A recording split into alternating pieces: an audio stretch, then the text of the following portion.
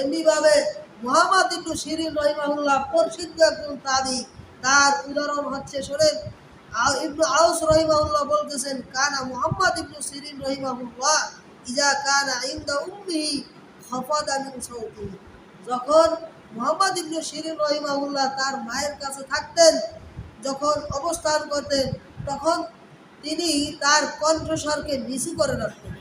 এবার ওয়াতাকাল্লামা রুয়াইদান, এবং তিনি সব সময় মায়ের সাথে ধীরে ধীরে আস্তে আস্তে কথা বলতেন। সুবহানাল্লাহ। এজন্য মা বাবার সাথে নিম্ন স্বরে আচরণ করতে হবে, তাদের সাথে কর্কশ ভাষায় ব্যবহার করা যাবে না। যাবে? তাদের সাথে খারাপ আচরণ করা যাবে? খারাপ আচরণ করা যাবে। এমনিভাবে মুহাম্মদ ইবনে সিরিন রহিমাহুল্লাহ সম্পর্কে হিশাম ইবনে হাসান রহিমাহুল্লাহ বলতেছেন, মা রাআইতু মুহাম্মদ ইবনে সিরিন, আমি মুহাম্মদ ইবনে সিরিন রহিমাহুল্লাহকে কখনো দেখিনি ইকাল্লিমু উম্মুহু কত্তুন ইল্লা ওয়া হুয়া ইয়াতাদাররাউ, তিনি কখনো বিনয়ের সাথে কথা বললেননি এমন কখনো আমি দেখিনি। অর্থাৎ মুহাম্মদ ইবনে সিরিন রহিমাহুল্লাহ সব সময় মায়ের সাথে পিতামাতার সাথে সৎ আচরণ করতেন, তিনি বিনয়ের সাথে কথা বলতেন। সুবহানাল্লাহ। এজন্য পিতামাতার সাথে বিনয়ের সাথে কথা বলতে হবে, সব সময় সৎ আচরণ করতে হবে, তাদের সাথে রাগ দেখি কখনো কথা বলা যাবে না। যাবে?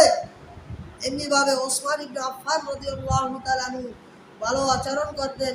এমনিভাবে আরও অসংখ্য উদাহরণ রয়েছে, যেই সকল উদাহরণ আলোচনা করলে অনেক সময়ের দরকার। এজন্য আমাদেরকে কী করতে হবে? পিতামাতার সাথে সৎ আচরণ করতে হবে, তাদের সাথে খারাপ আচরণ করা যাবে না। যাবে? কখনোই খারাপ আচরণ করা যাবে না। খারাপ আচরণ করলেই আল্লাহ সুবহানাহু ওয়া তাআলা অসন্তুষ্ট হয়ে যাবেন। যাবেন কি যাবেন না? নবী আলাইহিস সালাম বলেছেন, রিদার রব্বি ফি রিদাল ওয়ালিদি ওয়া সাকাতুর রব্বি ফি সাকাতুল ওয়ালিদ, পিতামাতার সন্তুষ্টিতে আল্লাহ তাআলা সন্তুষ্ট, আর পিতামাতার অসন্তুষ্টিতে আল্লাহ তাআলা অসন্তুষ্ট। তাহলে পিতামাতাকে যেইভাবে হোক আমাদেরকে সন্তুষ্ট রাখার চেষ্টা করতে হবে। কি চেষ্টা করলে সম্ভব, কি সম্ভব নয়? অবশ্যই সম্ভব। যাদের পিতামাতা রয়েছে তাদের সাথে ভালো ব্যবহার করতে হবে, কর্কশ ভাষায় কথা বলা যাবে না, তাদেরকে দূরে ঠেলে দেওয়া যাবে না, তাদেরকে খাবার খাওয়াতে হবে, তাদের সাথে নিজেদের সাথে তাদেরকে নিয়ে খাবার খেতে হবে, কোথাও গেলে বেড়াতে গেলে তাদেরকে নিয়ে যেতে হবে, এইভাবে তাদের সাথে সৎ আচরণ করতে হবে। কি করা যাবে কি যাবে না?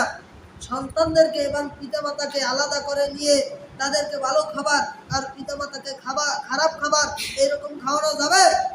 কখনো খাওয়া যাবে না। এমনিভাবে বিভিন্ন সালাফদের ইতিহাসে দেখা যায় মা বাবাদের সাথে সৎ আচরণ করতেন, তাদেরকে খাবার খাওয়াই দিতেন, তাদের চুল আঁচড়িয়ে দিতেন, তাদেরকে গোসল করিয়ে দিতেন, তাদের পোশাকগুলো যৌথ করে দিতেন। এরকম পাওয়া যায় কি যায় না? এজন্য আমাদেরকে পিতামাতার সাথে সৎ আচরণ করতে হবে, তাদের সাথে খারাপ আচরণ করা যাবে না। যাবে?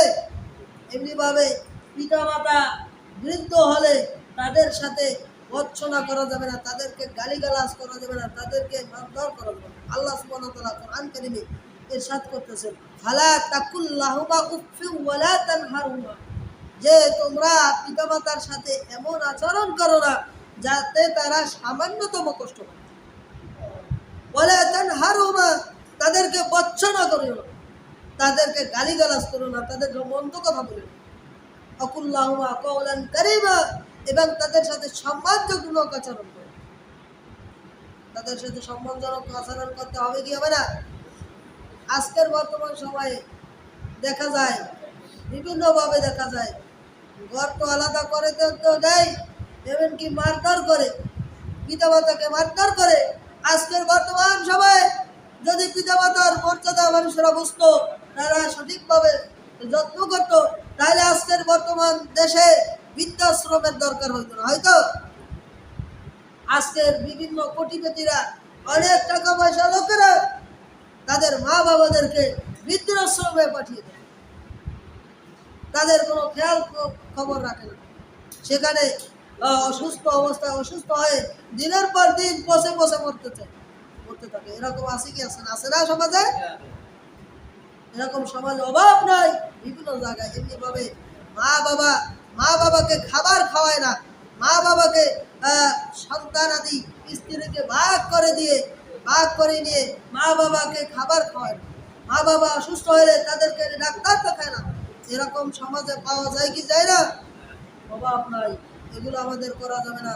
মা বাবাদের সাথে ভালো আচরণ করতে হবে, তাদের সাথে খারাপ আচরণ করা যাবে না। যাবে? খারাপ আচরণ করা যাবে না। সাবধান সাবধান। আল্লাহ সুবহানাহু ওয়া তাআলা আমাদেরকে বিষয়গুলো বুঝে আমল করবার তৌফিক দান করুন। আমিন। وآخر دعوانا الحمد لله رب العالمين. أقول قولي هذا واستغفر الله لي ولكم ولسائر المسلمين من كل ذنب وأتوب إليه.